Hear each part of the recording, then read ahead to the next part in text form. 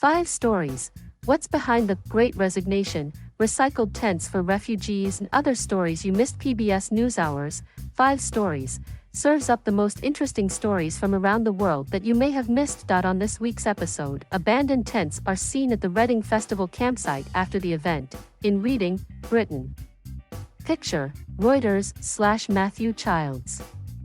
Drone footage released this week captured thousands of discarded tents littering the grounds of Britain's Reading Festival after the 3-day event concluded last month. The Reading Festival was one of the first, and biggest, music events allowed by the British government since it lifted pandemic restrictions earlier this summer.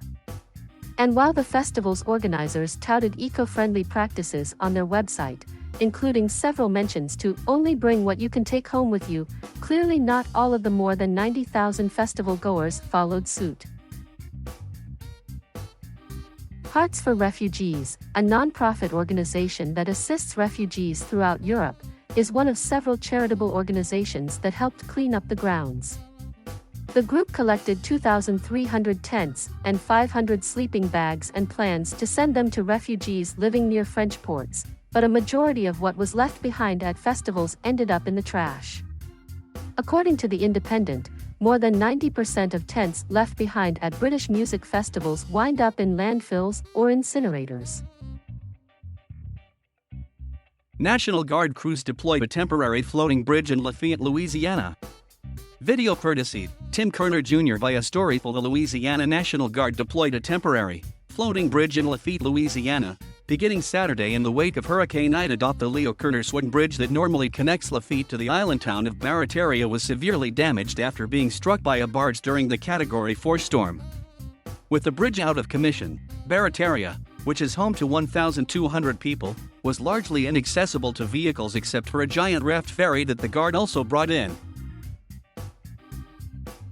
The temporary bridge now allows police, fire services, and other emergency personnel to cross the Bayou waterway, providing some relief to the stranded community. Officials plan to use the structure until the bridge is rebuilt. Americans are quitting their jobs at record rates.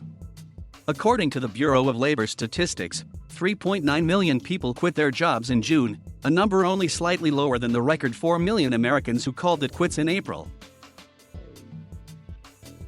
The mass exodus has been dubbed the Great Resignation, and an August survey from the software company Adobe reveals younger generations are likely driving the charge. The survey of 5,500 employees and business owners found more than a third of workers want to change jobs in the next year.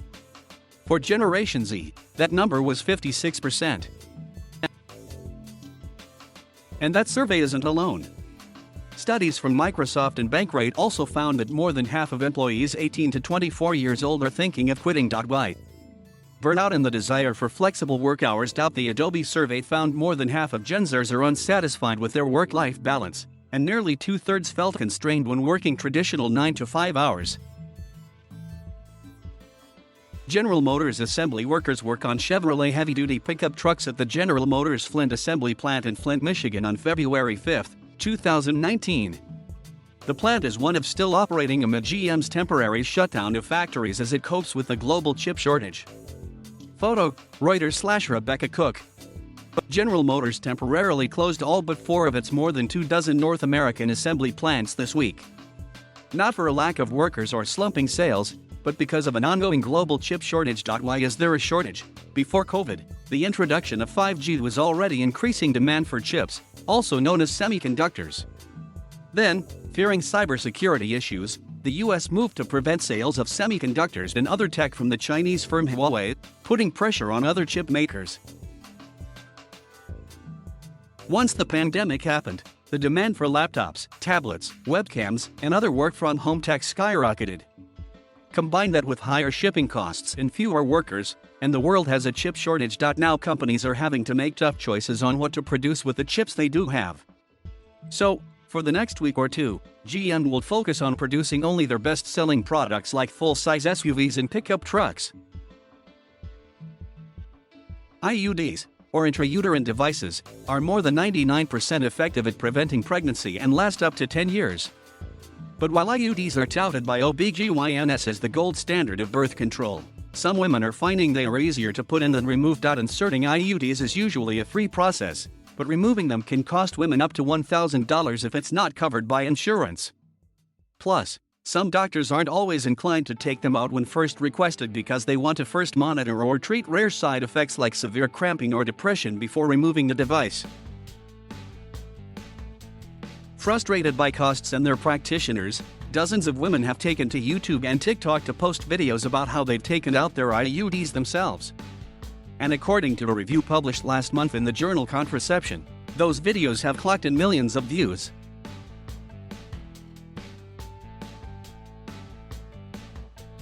Thank you for watching. Please subscribe.